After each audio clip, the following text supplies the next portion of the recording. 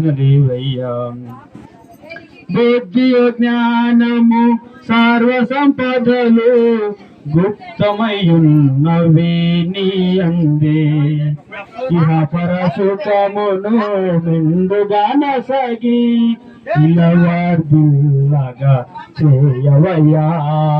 దేవారావయ్యా నీ దీవెనలివయ్యా. దేవారావయ్యా నీ దీవెనలివయ్యా. కానా విందులు అక్కర నెరిగి నీళ్లను రసముగా మార్చితివే.